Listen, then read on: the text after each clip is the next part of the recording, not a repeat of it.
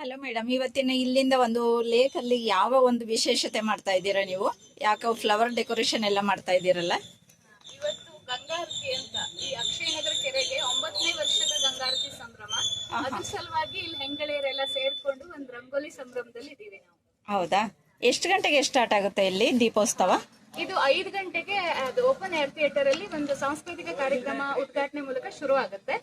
ಆಮೇಲೆ ಇಲ್ಲಿ ಗಂಗೆಗೆ ಇದ್ರ ಮೂಲಕ ಚಂಡೆ ಎಲ್ಲ ವಾದ್ಯಗಳ ಮೂಲಕ ಮತ್ತೆ ವೈದಿಕ ಇದ್ರ ಪ್ರಕಾರ ಇಲ್ಲಿ ಕಾರ್ಯಕ್ರಮ, ಧಾರ್ಮಿಕ ಕಾರ್ಯಕ್ರಮ, ಗಂಗೆಗೆ ಒಂದು ಪೂಜೆ ಮಾಡುವಂತಹ ವಾರಣಾಸಿ ಮಾದರಿಯಲ್ಲಿ ಆರತಿಯನ್ನ ಮಾಡಿ ಪೂಜೆ ಮಾಡುವಂತಹ ಕಾರ್ಯಕ್ರಮ ಸ್ಟಾರ್ಟ್ ಆಗುತ್ತೆ. Okay, thank you.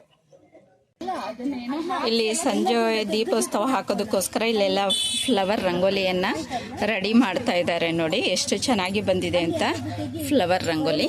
ಇದಕ್ಕೂ ಮುಂಚೆ ನಾನು ದೇವಸ್ಥಾನದಲ್ಲಿ ಕಾರ್ತಿಕ ದೀಪೋತ್ಸವದ ಒಂದು ಫ್ಲವರ್ ರಂಗೋಲಿಯ ವಿಡಿಯೋಸ್ಗಳನ್ನ ಹಾಕಿದ್ದೆ ನಿಮಗೆ. ಇವತ್ತಿನ ದಿವಸ ಒಂದು ಈ ಲೇಕಲ್ಲಿ ದೀಪೋತ್ಸವ ನಡೀತಾ ಇದೆ. ಈ ಒಂದು ವಿಡಿಯೋನು ಕೂಡ ನಿಮ್ಮ ಜೊತೆ ಶೇರ್ ಮಾಡ್ಕೊಳ್ತಾ ಇದ್ದೀನಿ.